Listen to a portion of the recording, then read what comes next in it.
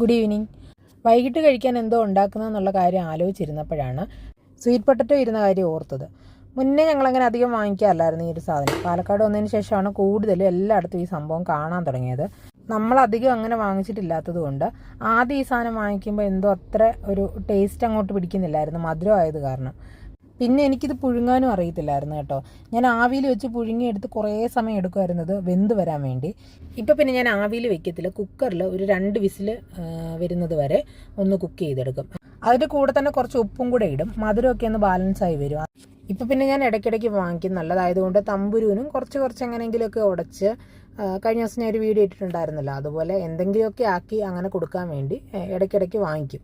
പിന്നെ ഇപ്പോൾ പുഴുങ്ങിയിട്ട് ചെയ്യുന്നൊരു പണിയെന്ന് വെച്ച് കഴിഞ്ഞാൽ ഞങ്ങൾ കുറച്ച് പച്ചമുളകും ചുവന്നുള്ളിയും കൂടെ നല്ലോണം ചതച്ചെടുത്തിട്ട് വെളിച്ചെണ്ണയും ഉപ്പും ചേർത്ത് നല്ലോണം മിക്സ് ചെയ്തിട്ട് ഇതിൻ്റെ ഒപ്പം കഴിക്കും. അപ്പോൾ ഒരു നമ്മൾ ചീനിപ്പുഴുക്കൊക്കെ ചേമ്പും ചീനിപ്പുഴുക്കൊക്കെ പുഴുങ്ങിയിട്ട് കഴിക്കുന്ന, മുളക് ഉടച്ച് കഴിക്കുന്നത് പോലെ സ്വീറ്റ് പൊട്ടറ്റോ മാത്രമായിട്ട് കഴിക്കുന്നതിലും ടേസ്റ്റ് കേട്ടോ ഇങ്ങനെ കഴിക്കാൻ. അപ്പം ഞങ്ങൾ ഇപ്പം ഇങ്ങനെയാണ് കഴിക്കുന്നത്. നല്ലോണം കറക്റ്റ് വേവായിരുന്നു, 2 വിസിലടിച്ചാൽ മതി. അപ്പോൾ ഡിന്നറിന്ന് ഇതാക്കി ഞങ്ങൾ.